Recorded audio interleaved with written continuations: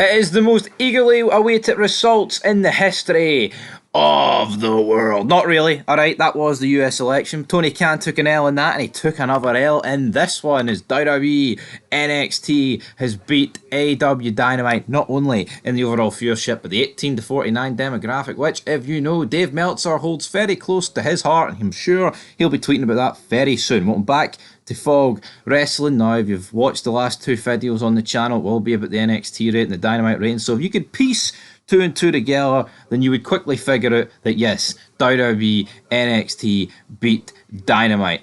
And let's get into the numbers, shall we? Because of course, NXT did on the CW network 619,000 viewers with a 0.17 in the 18 to 49 demographic.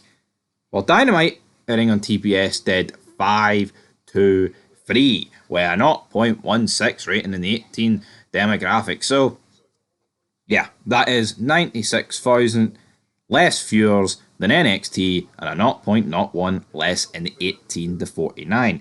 Dave Meltzer, I haven't yet looked at his Twitter. I might look at his Twitter during this video. We'll see how it goes. Now, big Brandon Thurston of WrestleNomics.com, the greatest guy on earth when it comes to wrestling ratings, go to his Patreon, brother. This is what he said on Twitter, and I quote, Dynamite ranked 6th in prime time on cable in the demo. Warriors versus Celtics on ESPN led with a 0.64 18 to 49, followed by 3 Fox News primetime telecasts and the Challenge on MTV.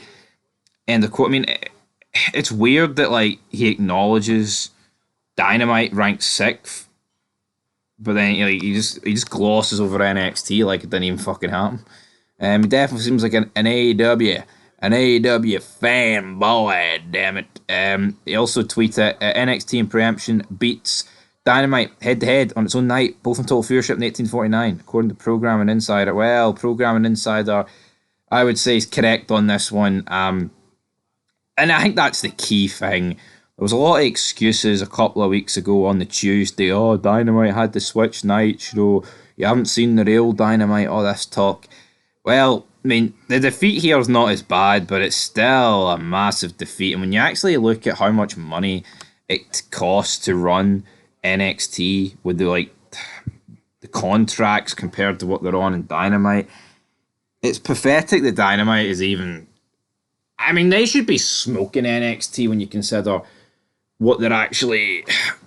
you get Mercedes Moné 5 million, Okada 5 million, Ospreay 5 million. I said this weeks ago, but their 15 million covers the entire NXT roster. I am convinced it.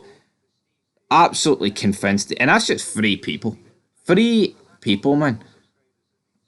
Absolutely crazy talk. And if it doesn't cover the entire roster, it'll be near enough. I mean, a lot of people are hanging on to the fact that it was pretty close, so it wasn't completely one-sided like the last couple of head-to-heads. But, we can cry and we can talk about whatever, but 96,000 viewers... You know what? 96,000 viewers isn't close, right? 96,000 viewers is close if it's the Monday Night Wars, right? And we're talking about millions. Like, Raw did a 5.596 and Nitro did a 5.499. Oh, that's close. But what we're talking about here is that a 6th... I mean, they've beat them by a 6th at the end of the day. A 6th for your audience is huge. Dynamite has got a diddy audience. I mean, 500,000, right? And if you want to check out the quarter video, which will be uploaded after this, check it out, by the way, because the only reason they got over 500,000 is because of Sheldon Cooper, which is the case every week. And then, but if you add both shows together, right, you're looking at 1 million, 1.1 million and 42,000. Not a lot of viewers, man. Yeah. It just proves though that if you watch Dynamite, you're not watching NXT, and if you watch NXT, you're not watching Dynamite, because on a Wednesday, Dynamite can't get close to 1 million, 1.1 million, and NXT on CW, alright, they got into the 800 club a few times, but I mean, they've nosedived since then. And I mean, people are talking about the fact that NXT didn't have any main roster assistants. Well, they didn't, but they had a bunch of ECW guys. But it's 2024, man, really. How much is appearances for Bubba Ray, RVD, etc. Don Marie, Nunzio. I mean, how much does that really hold up in reality? Just two really poor shows that didn't do anything all that exciting. I mean, it was good seeing the ECW guys, but it's just another nostalgia tribute act at the end of the day. And what was happening on Dynamite? Absolutely nothing. I mean, we've went over the clips, just a dead show with nothing happening. 523,000. I mean, it's what? The third lowest show ever for AW Dynamite. We've talked about this year how 800k, then it was 700k. Now they can get nowhere near 700k. Now you're seeing a bunch of shows under 600k. I mean, how long until AEW can barely get above 600, and then how long until they can barely stay above 5? It's going down, man. We're talking about minus 20%, 15, 11 in each quarter. They are getting worse, and it's not like, oh, this is over the course of, like a decade. Dynamite is losing huge chunks of its ratings week in, week out. There's no stabilising here.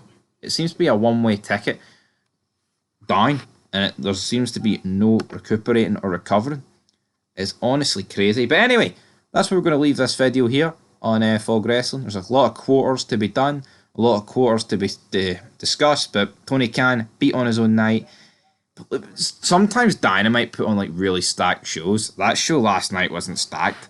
And when I say stacked, by the way, I don't mean I loved it and it was great. But in terms of the roster they put on stacked shows. That show last night was shite. Same with Collision, and it seems to be Tony Khan just picks and chooses when he puts effort in, and you can clearly see it's almost like he accepted they were going to get beat by NXT. It is what it is. Anyway, till next time. Peace.